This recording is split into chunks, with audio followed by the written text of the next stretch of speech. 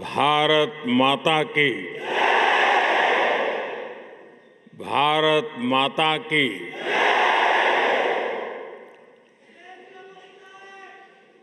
इतना प्यार, इतना उत्साह, सच कहूं कुछ देर के लिए मैं भूल ही गया था कि मैं नीदरलैंड में हूं।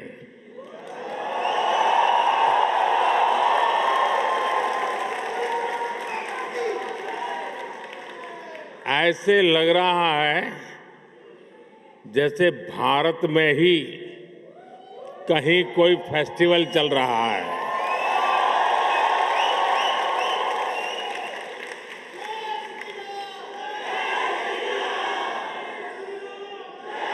वैसे तो द हेग को दुनिया city of peace and justice के रूप में जानती है, लेकिन आज यहां जो माहौल है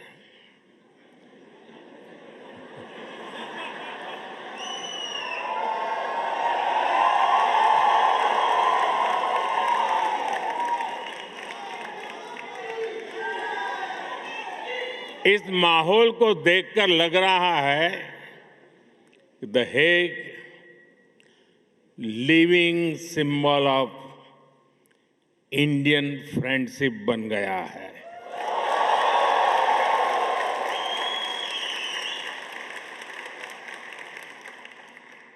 ये दिखाता है कि पासपोर्ट का रंग तो बदल सकता है,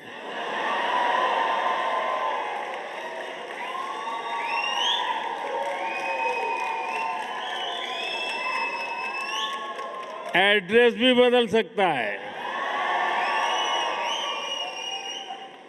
टाइम जोन भी बदल सकता है, लेकिन मां भारती की संतानें कहीं भी रहें, ये गर्मजोशी, ये वाइब्रेंसी, लाइफ को सेलिब्रेट करने का जज्बा, ये हमारे हमेशा हमेशा हमारे साथ रहता है।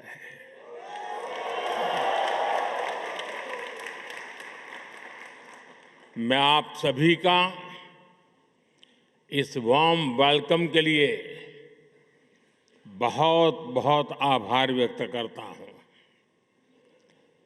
और जब मैं यहां प्रवेश कर रहा था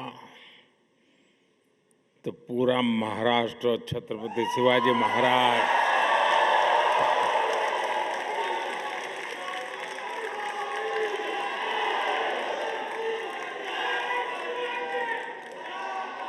और मेरो प्यारो राजस्थान,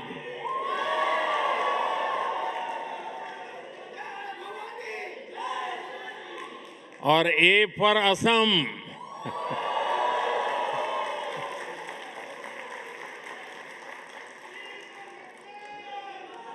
साथियों, आप सभी से मुलाकात के बाद आज मुझे हिज मैजेस्टी द किंग और हर मैजेस्टी द क्वीन से मिलने का अवसर मिलेगा।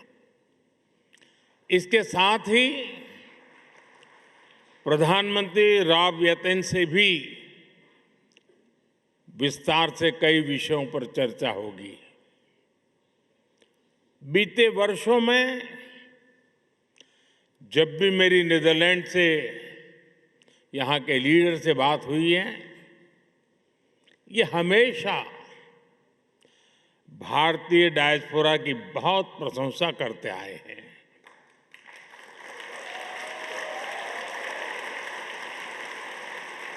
मतलब कि आप सबकी प्रशंसा करते हैं।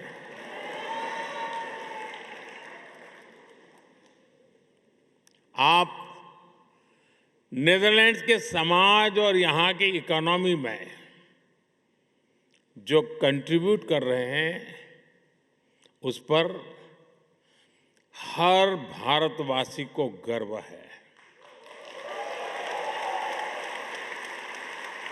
मैं आज इस अवसर पर नीदरलैंड की जनता का, यहाँ की सरकार का आभार व्यक्त करता हूं।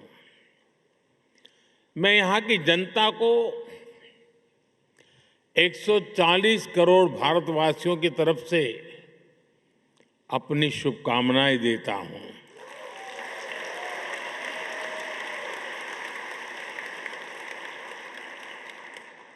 साथियों, मैं पहले भी नीदरलैंड आता रहा हूं।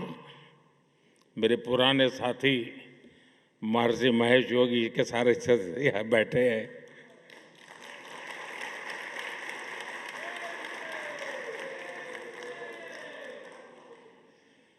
और यहाँ रहने वाले भारतीय समुदाय से भी मेरा खासा परिचय रहा है। यहाँ बैठे अनेक परिवारों की कहानी केवल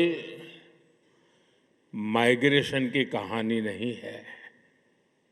ये एक संस्कृति की, आस्था की, तमाम संघर्षों के बीच ये प्रगति की कहानी है।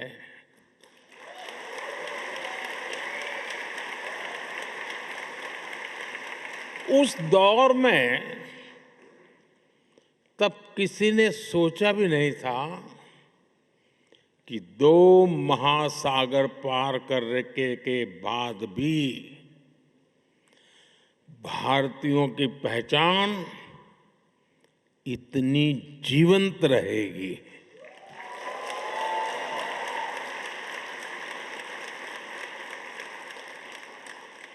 आपके पूर्वज बहुत कुछ पीछे छोड़कर आए थे, लेकिन कुछ चीजें हमेशा उनके साथ रही। अपनी मिट्टी की खुशबू, अपने त्योहारों की स्मृतियां, भजन की धुनें और अपने पूर्वजों के संस्कार। साथियों, मानवता का इतिहास साक्षी है कि समय के साथ अनेक संस्कृतियां मिट गई, लेकिन भारत का डाइवर्स कल्चर आज भी अपने लोगों के दिलों में धड़कता है।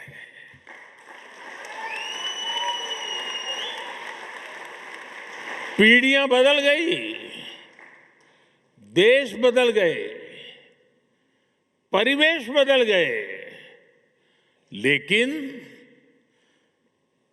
परिवार के संस्कार नहीं बदले, अपनापन नहीं बदला। आपने डच भाषा को अपनाया, लेकिन अपने पुरखों की भाषा को भी छोड़ा नहीं।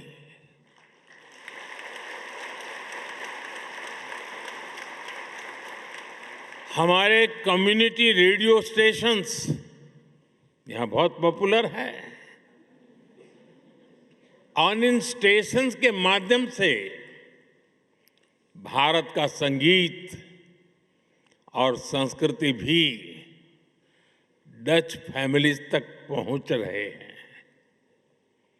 द गांधी सेंटर हो या फिर अलग अलग शहरों के स्कूल, आप अपनी संस्कृति को भावी पीढ़ियों तक पहुंचा रहे हैं, और ये बहुत ही सराहनीय है।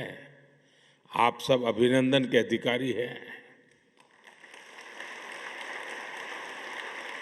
साथियों, आज 16 मई है। और ये दिन एक और वजह से बहुत विशेष है।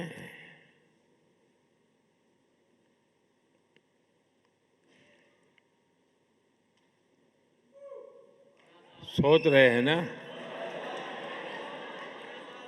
सोचिए, जरा और सोचिए। आज से 12 वर्ष पहले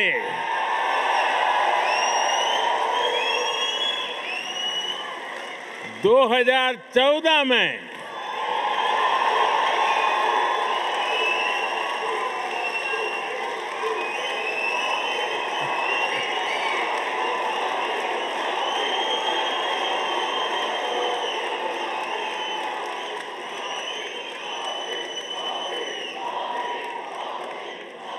सोलह मई 2014 कुछ खास हुआ था। 2014 में आज के ही दिन लोकसभा चुनाव के नतीजे आए थे। दशकों बाद भारत में स्थिर और पूर्ण बहुमत वाली सरकार का बनना पक्का हुआ था।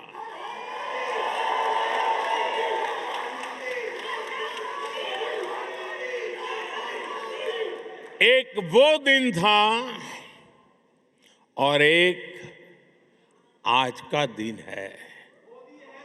कोटि कोटि भारतवासियों का विश्वास मुझे न रुकने देता है और न थकने देता है।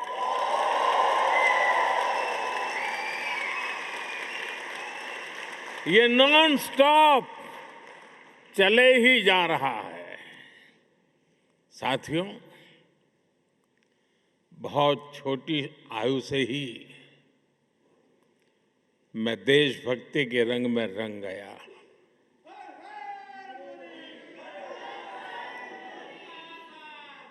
आप ही मेरा परिवार बन गया।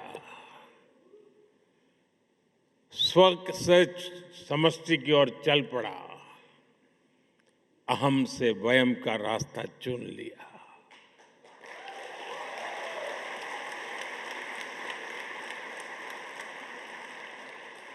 और फिर तो आपका सुख ही मेरा सुख बन गया। आपका कल्याण ही मेरा कर्तव्य बन गया।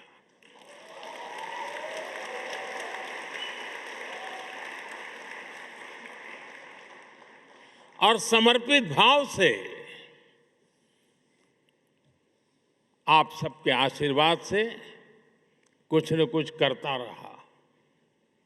लेकिन जनता जनार्दन का इतना प्यार मिलेगा, ये तो कल्पना में भी नहीं था।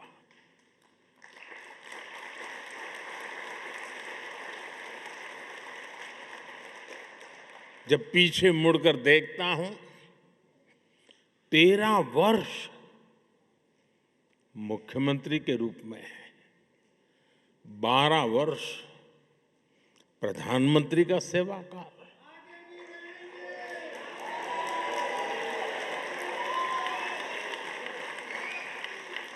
डेमोक्रेटिक वर्ल्ड में 25 वर्षों तक करोड़ों करोड़ वोटर्स का लगातार समर्थन, ये मेरे लिए बहुत ही बड़े सौभाग्य की बात है। मेरे लिए ये सिर्फ एक आंकड़ा नहीं है, ये आपके आशीर्वाद, ये मेरी बहुत बड़ी पूंजी है। देश का ये प्यार, ये आशीर्वाद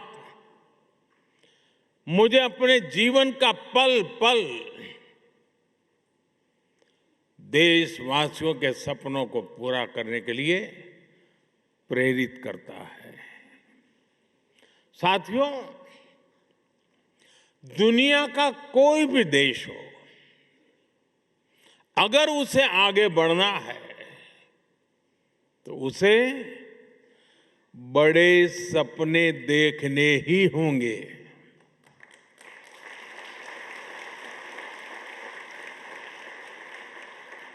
आज हमारा भारत भी बहुत बड़े सपने देख रहा है।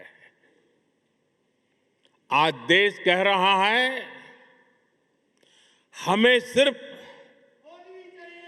ट्रांसफॉर्मेशन नहीं चाहिए, हमें बेस्ट चाहिए। क्या चाहिए?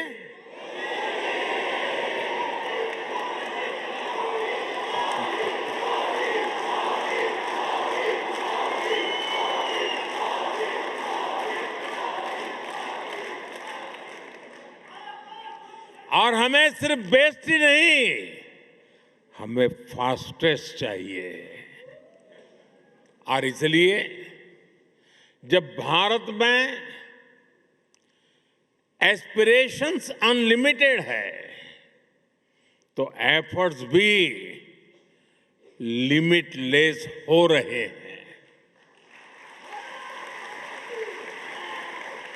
जैसे भारत के युवाओं का उदाहरण है, आज भारत का युवा आसमान छूना चाहता है, वो स्टार्टअप शुरू करना चाहता है, वो क्वालिटी प्रोडक्ट्स बनाना चाहता है, वो ड्रोन मैन्युफैक्चरिंग करना चाहता है, वो एआई और सेमीकंडक्टर की दुनिया में भारत को आगे ले जाना चाहता है।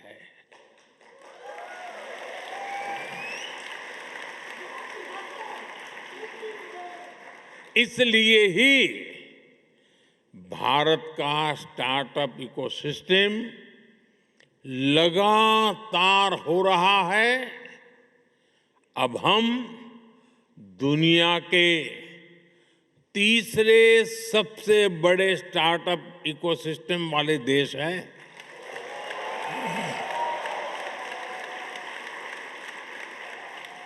और साथियों, आज भारत की एस्पिरेशन सिर्फ अपनी सीमाओं तक नहीं है। भारत चाहता है वो ओलंपिक्स होस्ट करे,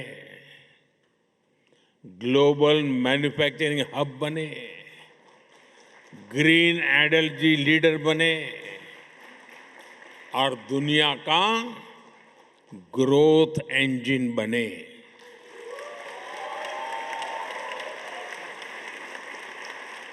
बात वही है, एस्पिरेशंस अनलिमिटेड है और हमारे एफर्ट्स की स्केल भी उतनी ही बड़ी है। Record highway construction, record rail electrification,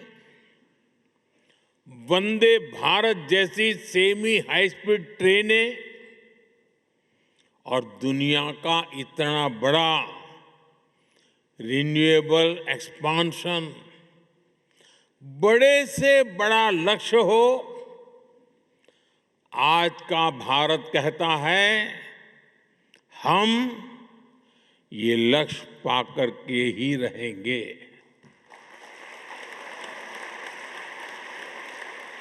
और हम ये करके दिखा रहे हैं। साथियों, आज का भारत एक अभूतपूर्व परिवर्तन के दौर से गुजर रहा है।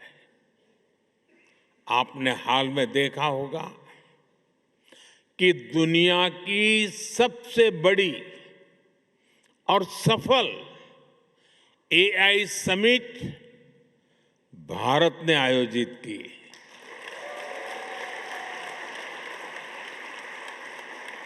उससे पहले G20 की सफल समिट भी भारत ने आयोजित की थी। और ये कोई वन टाइम इवेंट नहीं था, ये आज के भारत का मिजाज बन गया है। दुनिया का सबसे बड़ा यूनिक आइडेंटिफिकेशन प्रोग्राम भारत ने चलाया। दुनिया के सबसे बड़े फाइनेंशियल इंक्लूजन प्रोग्राम में से एक भारत ने चलाया। जिस स्केल पर भारत डिजिटलाइजेशन कर रहा है वो अभूतपूर्व है। दुनिया की सबसे बड़ी government funded health insurance scheme Bharat चला रहा है।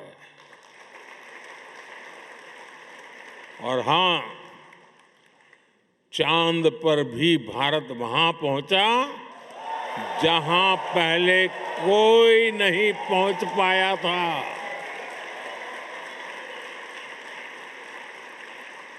और न्यूक्लियर एनर्जी में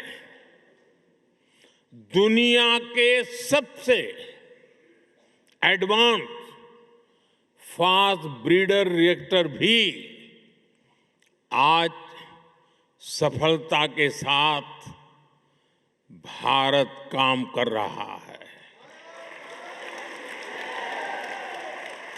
साथियों, भारत की जो ये स्केल है, ये हम इंफ्रास्ट्रक्चर निर्माण में भी देख रहे हैं। आज भारत में जो सोलर पार्क बन रहे हैं वो विश्व के सबसे बड़े पार्क में से एक है। सबसे ऊंची और सबसे लंबी टनल्स हो, सबसे ऊंचे और लंबे ब्रिजेज हो, सबसे लंबे एक्सप्रेस वे हो, सबसे बड़े मेट्रो नेटवर्क हो, सबसे बड़े सिविल एविएशन नेटवर्क हो, सबसे बड़े इलेक्ट्रिफाइड रेल नेटवर्क हो, इनमें से अनेक आज भारत में बन रहे हैं।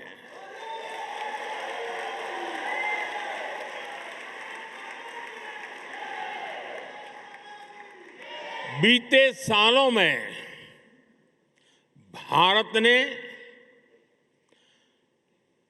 धरती से चंद्रमा की दूरी जितनी है, सुन लीजिए,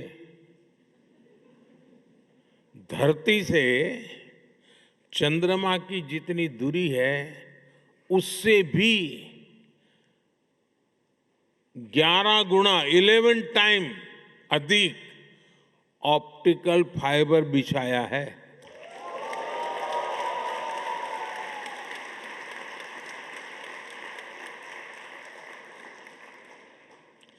एक दशक पहले हम मोबाइल फोन इंपोर्ट करते थे। आज भारत दूसरा सबसे बड़ा मोबाइल मैन्युफैक्चरर है। साथियों, ये जो स्पीड और स्केल है, इसके अलावा आज के भारत की एक और पहचान है। आज का भारत इनोवेशन पावर्ड है। हमारे डिजिटल पब्लिक इंफ्रास्ट्रक्चर की चर्चा आज पूरी दुनिया में होती है। ये भारतीयों के इनोवेशन का बहुत बड़ा प्रमाण है। आज पैसा रखना है तो डिजिटल वॉलेट है, डॉक्यूमेंट रखने हैं तो डिजी लॉकर है, ट्रैवल करना है तो डिजी यात्रा है, हेल्थ केयर का लाभ लेना हो तो डिजिटल हेल्थ आईडी है। साथियों, आज भारत में हर महीने 20 बिलियन से ज्यादा यूपीआई ट्रांजैक्शन होते हैं। यानी पूरी दुनिया में हो रहे डिजिटल ट्रांजैक्शन में आधे से ज्यादा केवल भारत में हो रहे हैं।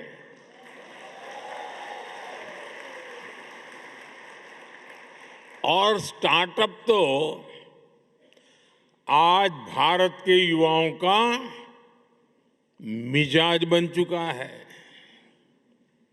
12 साल पहले देश में 500 से भी कम स्टार्टअप्स थे। आज ये संख्या बढ़कर 2 लाख से ज्यादा हो गई है।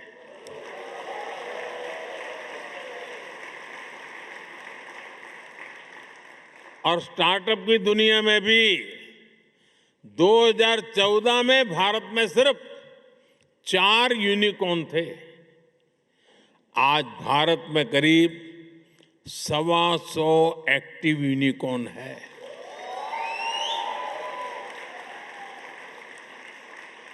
दो 2025 में ही करीब 44,000 और नए स्टार्टअप रजिस्टर हुए हैं।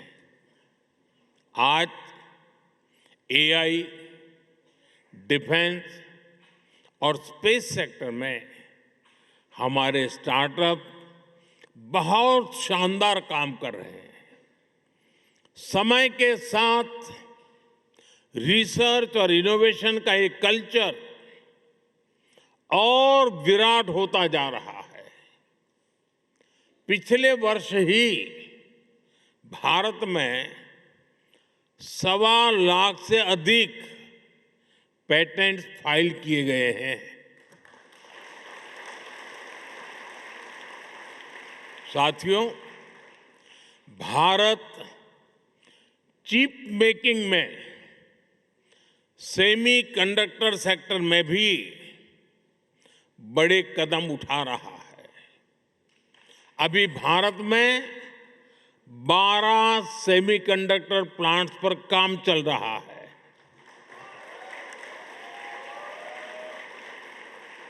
इनमें से 2 प्लांट्स में प्रोडक्शन भी शुरू हो चुका है।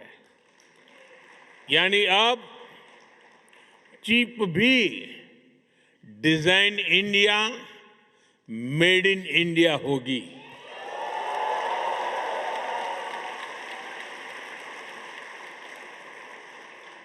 साथियों, भारत की ये एस्पिरेशन ड्रिवन जर्नी हमारी डेमोक्रेसी को भी सशक्त कर रही है। जब लोगों के सपने सच होते हैं तो लोकतंत्र पर उनका भरोसा भी मजबूत होता है। साथियों, मैं आपको हाल के विधानसभा चुनाव का उदाहरण देता हूं।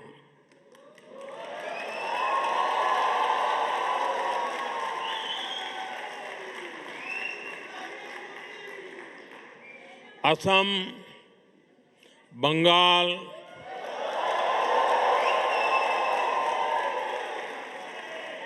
क्या झालमुड़ी यहां भी पहुंच गई?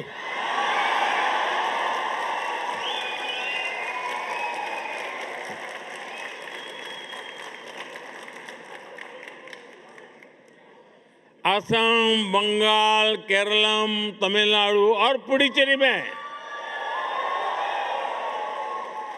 इस बार 80 से 90% तक वोटिंग हुई। और इसमें भी विमेन पार्टिसिपेशन बहुत ज्यादा बढ़ी है। और ये हर राज्य का ट्रेंड है।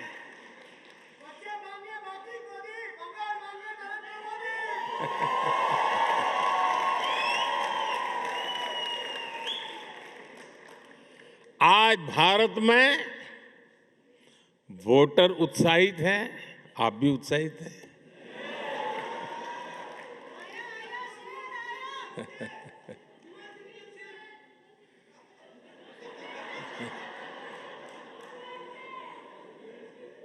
साथियों, हमें गर्व होता है हर साल वोटिंग के रिकॉर्ड टूट रहे हैं।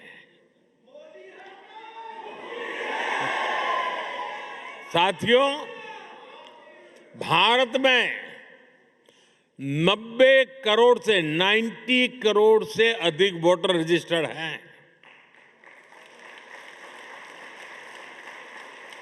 दो 2024 के लोकसभा चुनाव में 64 करोड़ लोगों ने वोट डाला, यानी यूरोपियन यूनियन की टोटल पॉपुलेशन से भी ज्यादा भारतीयों ने वोटिंग की।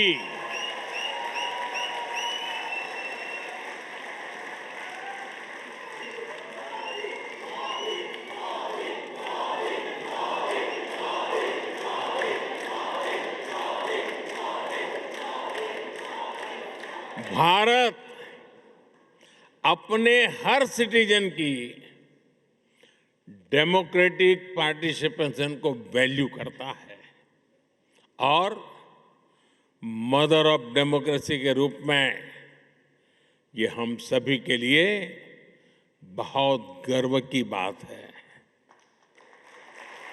साथियों,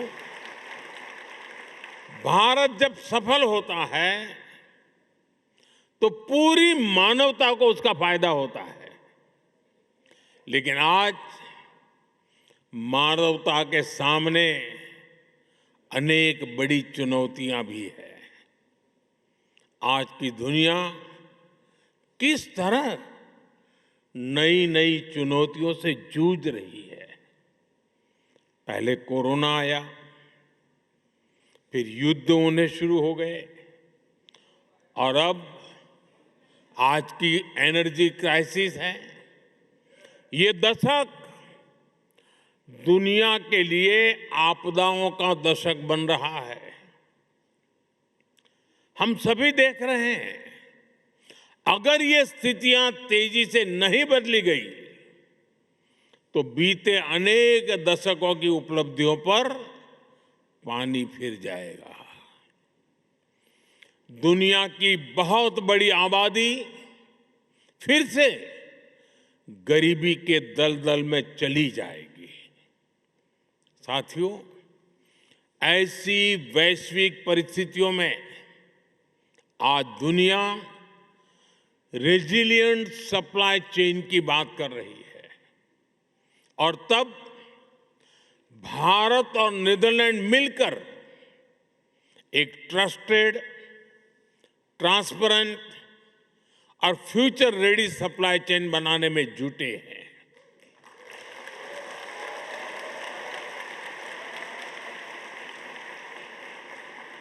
एनर्जी सिक्योरिटी से लेकर वाटर सिक्योरिटी तक नीदरलैंड्स और भारत मिलकर काम कर रहे हैं। ग्रीन हाइड्रोजन को लेकर हमारा कोऑपरेशन बहुत महत्वपूर्ण है और भारत और यूरोपियन यूनियन के बीच जो ऐतिहासिक ट्रेड एग्रीमेंट हुआ है, इससे भारत और नीदरलैंड की साझेदारी और मजबूत होगी और इसका लाभ आप सभी को भी होगा। भारतीय बिजनेस के लिए यूरोप में प्रवेश का नेचुरल गेटवे नीदरलैंड बनेगा।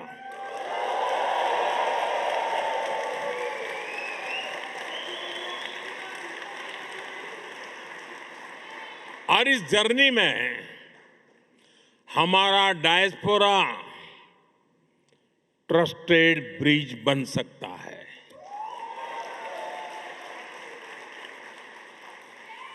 और मैं इसलिए कहता हूं कि डायस्पोरा इंडिया की एम्बिशन को भी समझता है और यूरोप के स्टैंडर्ड्स को भी जानता है। इससे यहां बसे भारतीयों को भी भारत के हाई क्वालिटी प्रोडक्ट्स के अधिक अवसर मिलेंगे। साथियों, नेदरलैंड ट्यूलिप की धरती है और यहाँ के खूबसूरत ट्यूलिप्स को देखने के लिए दुनिया भर के लोग यहाँ आते हैं। भारत में भी दुनिया के सबसे बड़े ट्यूलिप गार्डन में से एक हमारे जम्मू कश्मीर में है, श्रीनगर में है। और जिस तरह नेदरलैंड को ट्यूलिप्स के लिए जाना जाता है, वैसे ही भारत लोटस यानी कमल के लिए जाना जाता है।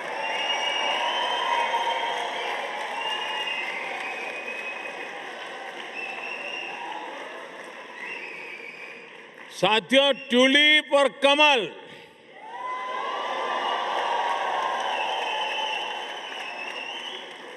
दोनों फूल हमें बताते हैं कि जड़ें चाहे पानी में हो या धरती पर, अगर सही पोषण मिले तो सुंदरता भी मिलती है और स्ट्रेंथ भी आ जाती है।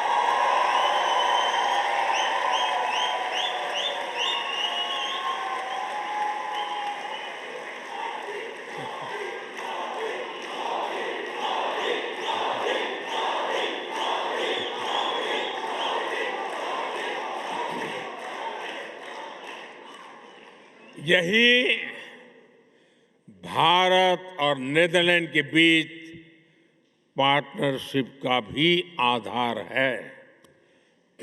साथियों, हमारे बीच दोस्ती की एक और कड़ी है जिसकी उतनी चर्चा नहीं होती, और वो है स्पोर्ट्स। हम दोनों देश स्पोर्ट्स के क्षेत्र में बहुत कुछ मिलकर कर रहे हैं। अब जैसे क्रिकेट है, नेदरलैंड की क्रिकेट में भारतीय समुदाय का बहुत बड़ा योगदान है।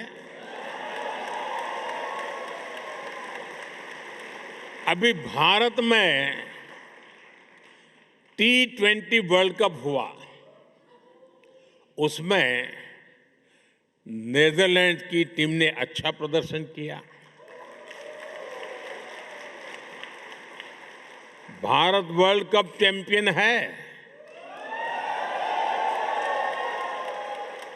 लेकिन भारत की टीम को भी नेदरलैंड की टीम ने बहुत बड़ी टक्कर दी थी।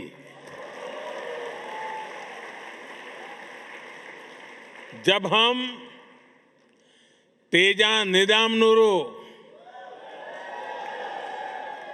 और विक्रमजीत सिंह को नेदरलैंड की जर्सी में देखते हैं, या फिर जब आर्यन दत्त जैसे युवा खिलाड़ी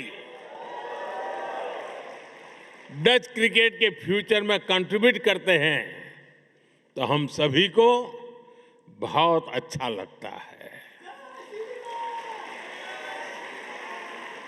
साथियों, जैसे क्रिकेट में भारतीयों का योगदान है, वैसे ही भारत की हॉकी में नेदरलैंड्स का भी बड़ा कंट्रीब्यूशन है। भारत की हॉकी को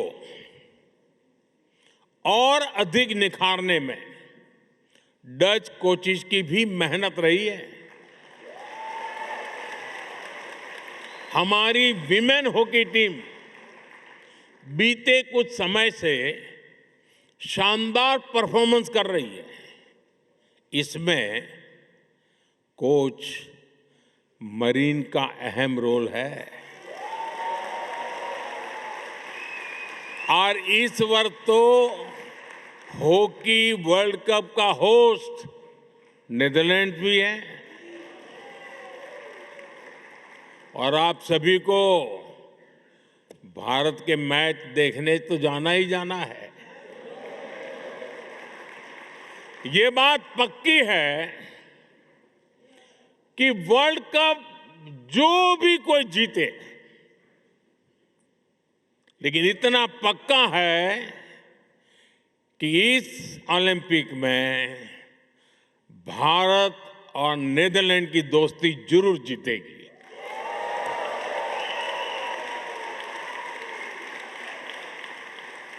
साथियों,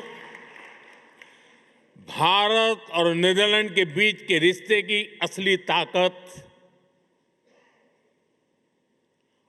ताकत आप सभी हैं।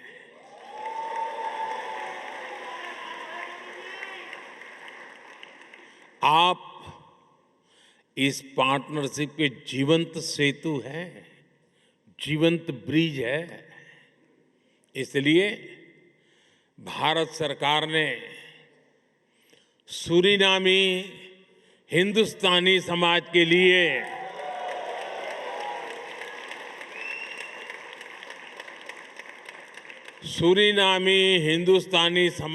लिए ओसीआई कार्ड की एलिजिबिलिटी चौथी पीढ़ी से बढ़ाकर छठी पीढ़ी तक कर दी है।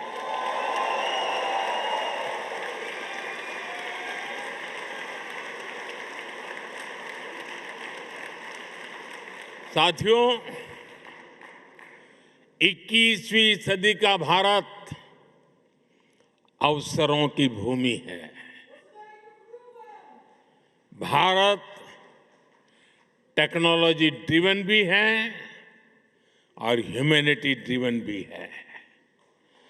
भारत जितना एंशिएंट है उतना ही मॉडर्न बन रहा है। इसलिए ये समय भारत में आपके पुरखों के गांव से जुड़ने का भी है और विकसित भारत की जर्नी में भागीदारी का भी है। मैं नीदरलैंड्स में भारतीय समुदाय के सभी साथियों से कहूंगा, आप भारत में ज्यादा से ज्यादा सहयोग बढ़ाएं। इससे भारत का सामर्थ्य भी बढ़ेगा और आपके इन्वेस्टमेंट पर रिटर्न भी ज्यादा मिलेगा।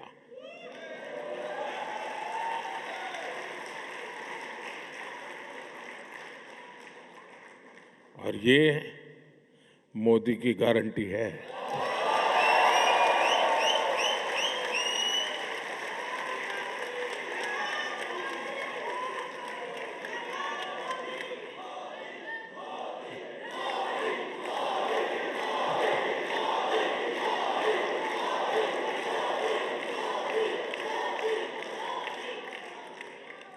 मैं इसी भाव के साथ इतनी बड़ी तादाद में आप सब आए, आप सबके दर्शन करने का सौभाग्य मिला, मुझे बहुत खुशी हुई। इसी भाव के साथ मैं अपनी बात समाप्त करता हूं। इतने गर्मजोशी भरे वेलकम के लिए फिर से आप सबका बहुत बहुत धन्यवाद। भारत माता की, भारत माता की, भारत माता की बहुत बहुत धन्यवाद।